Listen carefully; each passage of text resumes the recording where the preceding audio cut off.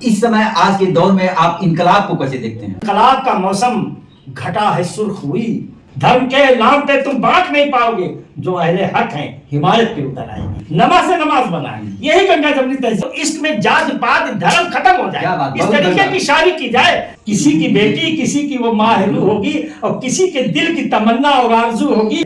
जो नफरतों की दुकान तुमने नहीं खोली है, खुदा करे तुम्हें कारोबार भारी पड़े। इस समय आज के दौर में आप इनकलाब को कैसे देखते हैं? मेरा यकीन है कि इस समय इनकलाब की परिस्थितियां सिर्फ भारत में नहीं, पूरी दुनिया में पैदा हो चुकी। आप ताजा उदाहरण नेपाल का देखिए, बांग्लादेश का देखिए, तमाम जगहों का देखिए कि इनकलाब जो है आ रहा है।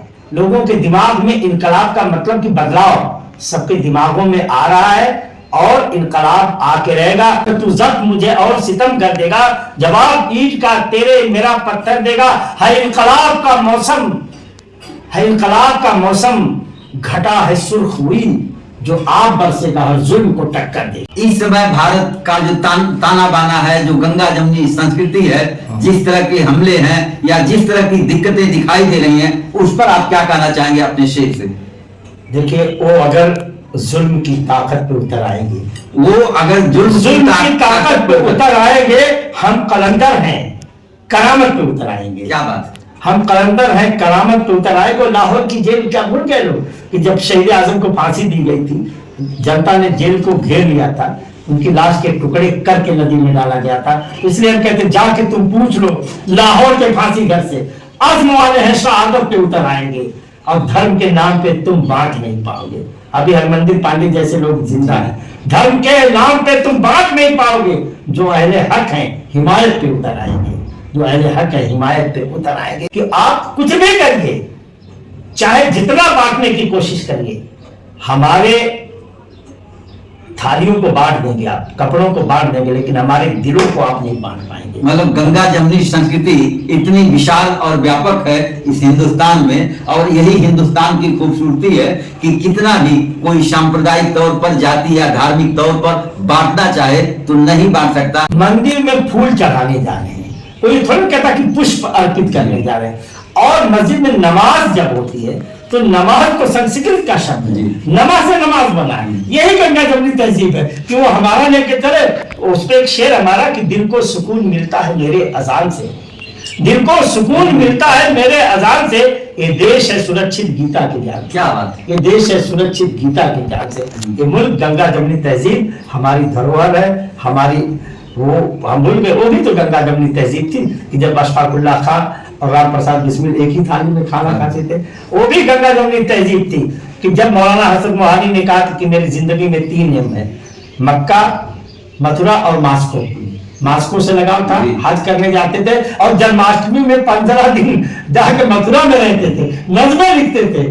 और नजीर अकबर आबादी को देखिए ना कि भाई नजीर अकबर आबादी ने 11 नज्म होली पे, 7 नज्म दिवाली पे, और कृष्ण जी की शैशवावस्था, बाल्यावस्था, प्रौढ़ावस्था, किशोरावस्था से लेके हर स्टेज पर लिखा। क्या क्या कहूं मैं, कृष्ण कन्हैया की बात है, कैसे कहूं मैं बंसी बजैया की बात। कैफी साहब की वो नज्म उठ मेरी जान मेरे साथ ही चल रहा है तुझे। शाहिद साहब क्या कहते हैं कि जश्न बपा है कुटियाओं में, ऊंचे ऐवा कांप रहे हैं और मजदूरों के बिगड़े तेवर देख के सुनता कांप रहे हैं। सरदार जाफरी कहते खड़ा है कौन वहां पैरने शरण पहली, आग का लिबास पहन के खड़ा हो गया आदमी। और ये चीजें जो है मजबूर नहीं कहते थे मेरा अज़्म इतना बुलंद है, मुझे पढ़ाए शोलों का डर नहीं, मुझे खौफ आतिशे गुल से है कहीं वो चमन को जलाना दे। क्या वो जो शायरी है वो अमिट है। और आज भी जब उस शायरी को आप पढ़ते हैं जैसे लगता है कि आज की बात हो रही है। आज के परिवेश में हिंदी उर्दू शायरी की जो दुनिया है, आप भारत के तमाम क्षेत्रों में, प्रदेशों में जाते हैं और विदेश में भी आपका आना जाना होता है। किस तरह की शायरी पसंद की जा रही है और किस तरह की शायरी आप कर रहे हैं? आज के लोग ये चाहते हैं जी कि अगर इश्क भी हो, इश्क पे शायरी हो तो इनकलाब वाला इश्क हो, इश्क में बगावत हो, इश्क में ये नहीं कि सैयद लड़का सैयद लड़की से इश्क करे। वो चाहते हैं कि ऐसी शायरी हो इश्क में जात पात धर्म खत्म हो जाए, इस तरीके की शायरी की जाए कि इश्क एक आशिक हो, एक माशूका हो। और जैसे कहते हैं लोग कि फला हिंदू है फला मुसलमान, इश्क में कहाँ हिंदू मुसलमान। खालिद भाई इस पर कोई शेर आपका। कि शायरी को मजदूर से हमने जोड़ा। गजल क्या है? हमने कहा हुस्न और इश्क के बंधन को गजल कहते हैं। क्या बात, आंख से निकले हुए सावन को गजल कहते हैं। क्या बात। और उसमें एक शेर हमने कहा कि रिज्क का अपने वसीला है हथौड़ा छेनी। रिज्क मतलब अपनी आमदनी का जरिया। मजदूर तो हथौड़ा छेनी से। रिज्क का अपने वसीला है हथौड़ा छेनी, हम तो मजदूर हैं आहन को गजल कहते हैं, लोहे को गजल कहते हैं। मजदूर को तो वही गजल लगती जब टन टन टन टन निकलता, उसको ही गजल लगती। जो है बेघर अब उन्हें आबाद होना चाहिए, जो है बेघर अब उन्हें आबाद होना चाहिए, और दुश्मने मजदूर को बर्बाद होना चाहिए। क्या ऊंचे महलों में खुशी लबरेज होकर बह रही, ऊंचे महलों में खुशी लबरेज होकर बह रही, गुर्बतों के शहर को भी शाद होना चाहिए, गुर्बतों के शहर को भी शाद होना चाहिए। और मुद्दतों से जो असीरे गम कफस में है पड़े, वक्त बदला है उन्हें आजाद होना चाहिए। और देखिए गजल का स्वरूप कैसा होना चाहिए, इस पे हम बात करते हैं कि मजदूर के, किसान के हालात पे लिखे, हुस्न इश्क से बाहर लिए, मजदूर के, किसान के हालात पे लिखे। आओ गजल को अपनी नई बात पे लिखे, आओ गजल को अपनी नई बात पे लिखे। अब दास्ताने शीरियो फरहाद छोड़कर, अब दास्ताने शीरियो फरहाद छोड़कर अशफाक के भगत के ख्यालात पे लिखे, अशफाक के भगत के ख्यालात पे लिखें। और अपनी कलम को रंगे सियासत से बचाकर, अपनी कलम को रंगे सियासत से बचाकर कश्मीर पे, आसाम पे, गुजरात पे लिखें। आओ गजल को अपनी नई बात पे लिखें। और जैसे हमारे गांव में कहते हैं ना मेहरारू, मेहरारू बहुत प्रचलित शब्द, उर्दू का शब्द है माहिरू।